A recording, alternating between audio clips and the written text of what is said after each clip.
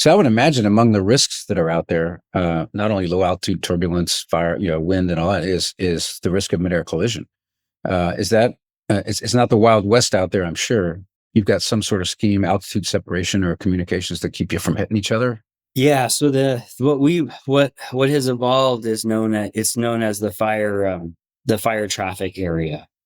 So the fire traffic area is essentially a standardized process in arriving to the working area of the fire. So as aircraft are flying to the working area, um, we announce when we're 12 miles out, and essentially get clearance to enter the working area. And when we get that clearance, we get an altimeter setting, which puts everybody on the same altitude. We get the other, we get our altitude in which we're going to enter the fire traffic area. So all the tankers enter at that altitude. We find out what altitude the helicopters are operating and perhaps what side of the fire they're operating. So we essentially get a very quick brief and clearance into this working area. And as we're entering that working area, um, if other tankers are inbound, then we'll know to look for them in that direction. And it will actually kind of act like we'll use the frequency in some cases as a unicom. So it's like if we see another tanker, we just announce, hey, tanker 102 910, I have you in sight. At that point, we've communicated, we know we see each other, and then we maintain our spacing. So who's your air traffic controller? Is it somebody managing the fire on the ground, or is it the normal air traffic control system that everybody uses? That's the individual that I mentioned, the air tactical group supervisor. That's the wildland firefighter flying in an aerial platform at roughly 2,500 feet above the fire. Oh, so they've got So the so they'll be on top, and they'll essentially create a stack of traffic to have people come in and out and deconflict with each other. But that's something people don't think about, right? Just the deconfliction of the air traffic in an environment like that where everything's changing and everything's challenging. Yeah, and it's dynamic. So hopefully, you guys will be flying these aircraft for a long time if you can get enough engines. But is there anything new technologically coming down the line, or new types of airplanes that are being brought into this service, or are we kind of in a business where they get whatever they can and throw it against the fire?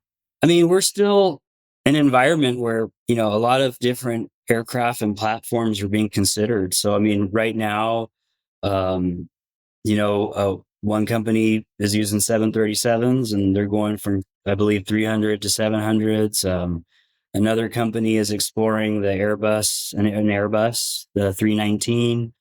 I know our company is looking at, something after the DC-10, and it'll be in the large carrying capacity. So it's the environment in which we work for. There's really it's hard for companies to take that leap because it's a big financial investment, and on the contracting side, there's not much guarantee for a long-term work. So it is a big leap for these companies to take that financial risk, with not essentially, very long contracts being out there. And that's just, the way the system is built right now on funding. So, yeah, I think there's a contractual side that plays into that, but there is a future for future aircraft, and companies are still taking that risk. But what about equipping the existing aircraft with advanced sensor packages or other types of assistance to help with the precision of the